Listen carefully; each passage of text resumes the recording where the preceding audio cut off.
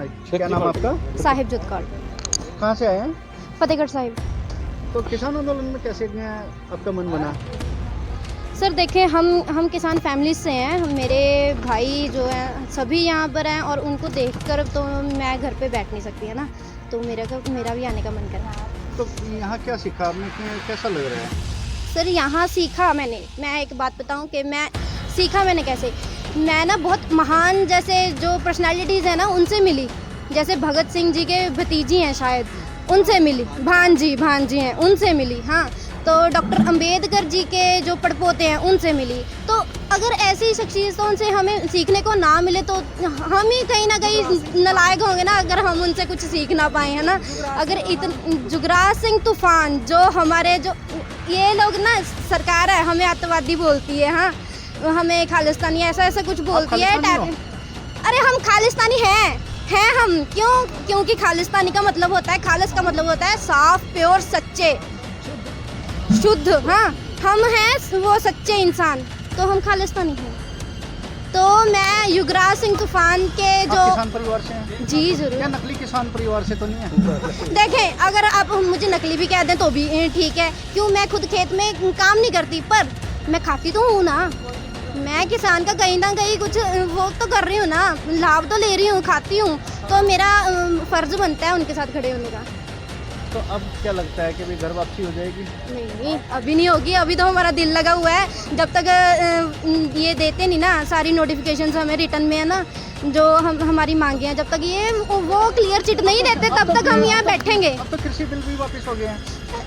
अकेले कृषि बिल की नहीं थी हमारी मांगे, हमारी मांगे सभी थी। हमारी मांगे तो एमएसपी पर भी अड़ी हुई हैं। अभी हमारी मांगे हैं जो मेरे भाई जो इन्होंने अपनी कारों के नीचे ये सोचते हैं हम पता नहीं कितने शाह बन गए कार में बैठकर। हाँ, और हम तो कुत्ते बिल्ले समझते हैं। ये हमें ये कारों के नीचे देकर मार रहे हैं। तो जो इन्होंने कत्लकांड किए हैं ना, उनके भी हम इंसाफ मांगते हैं। और हाँ, मुझे आज एक यहाँ से धरने से एक नई बात पता लगी है कि सरकार बोल रही है जो ये केस है ना, जो ये सभी केस हम रद्द करवाने की मांग कर रहे हैं कि जो 26 जनवरी को थे हमारे भाइयों पर, बच्चों पर थे, तो वो बोल रहे हैं कि उनके साथ साथ हम अगर आपके कोई पिछले भी केस हैं तो हम वो भी रद्द करने को तैयार हैं। आप हमें बताओ। तो मैं एक मांग रखती हूँ कि मुझे जो जगतार सिंह हवारा जी हैं उनके ऊपर जो इन्होंने झूठे केस बना रखे हैं, क्योंकि उन्होंने सज़ा भी पूरी कर ली है, फिर भी वो वहाँ पर बैठे हैं और आज वो बीमार हैं और हमें उनकी सेवा करने का मौका नहीं दिया जा रहा।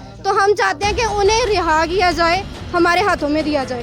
तो मैं ये सरकार से एक मांग करती हूँ कि अगर वो बोल रहे हैं केस रद्द करेंगे तो ये रद्द करें केस। जो 700 लोग मरे हैं उनसे क्या कहना चाहेंगे? उन पे मैं कहना चाहूँगी, देखो, जब बच्चे को हम आंदोलन में मरे, लेकिन सरकार बोल रही है कि भी यहाँ कोई नहीं मरा, उनके पास देखिए देखो, इन्होंने बचने के लिए क्यों बचे भी कैसे कि इनको पैसा देना पड़ जाना है। इन्होंने तो हमेशा खाना सीखा है ना, देना तो ऐसे करना तो सीखा ही नहीं। मैं उनके लिए भी एक बात बोलूँगी कि जब बच्चा पैदा होता है उसकी डिलीवरी चार्जेस देखें आप कितने हैं। उसके बाद जब बच्चे की जो लाइफ चलती है उसमें एजुकेशन, फूड, हेल्थ, शेल्टर और जो दूसरी फैसिलिटीज़ हैं कि हमें ज़रूरत है, नेट हमारी ज़रूरत बन गया और नेट का कितना खर्चा आ जाता है। हाँ, तो इन सभी खर्चों को मिलाकर अगर हम देखें तो जितना इन्होंने अमाउंट कह दिया कि हम इतने 45 लाखों में इन्होंने मिटा दिया काम, तो इतना तो बनता भी नहीं है। हाँ, करोड़ों में हमें उनकी अमाउंट चाहिए। क्योंकि उन्होंने बच्चा अपना पैदा किया, उसे पाला, उसको एक ह्यूमन रिसोर्स तैयार किया एक, है ना, तो आज वो मर गया। उसके घर वाले जिन्होंने इतना पैसा उस पर इन्वेस्ट किया है वो क्या करेंगे, कहाँ से खाएंगे? अब जब उसके बेटे ने उनको कमाकर देना था, उनकी इन्वेस्टमेंट का, है ना, वापसी करनी थी, तो अब वो खाली होकर बैठ गए, वो क्या करेंगे अब? तो मैं चाहती हूँ ये लाखों में बात ना मिटाएं। जो सारे ये एक्सपेंसेस होते हैं ना उनको कैलकुलेट करें, फिर भी उसके ऊपर भी कुछ दें। 5 करोड़ तक तो एक बंदे को दें ही। क्यों, आज तक इन्होंने, अगर जो नीता अंबानी है वो 40 लाख का पानी पीती है, 5000 से 40 लाख तक का पानी आता है उसका, जो गोल्ड का वाटर होता है, गोल्ड वाटर, 24 कैरेट का गोल्ड वाटर, अगर वो 5000 से 40 लाख तक की बोतल पानी की पी सकती है, तो क्या हमारे मरे हुए हमारे शहीद 5 करोड़ एक बार नहीं ले सकते? Thank you. मीडिया के बारे में क्या कहेंगे? मीडिया देखें, जो ये है आज़ाद मीडिया, वो हमारी सपोर्ट कर रहे हैं जो सोशल मीडिया है। जी। सोशल मीडिया भी है और आज़ाद मीडिया भी है, टीवी का चैनल्स के भी हैं, वो भी हमारी डटकर सपोर्ट कर रहे हैं। क्यों?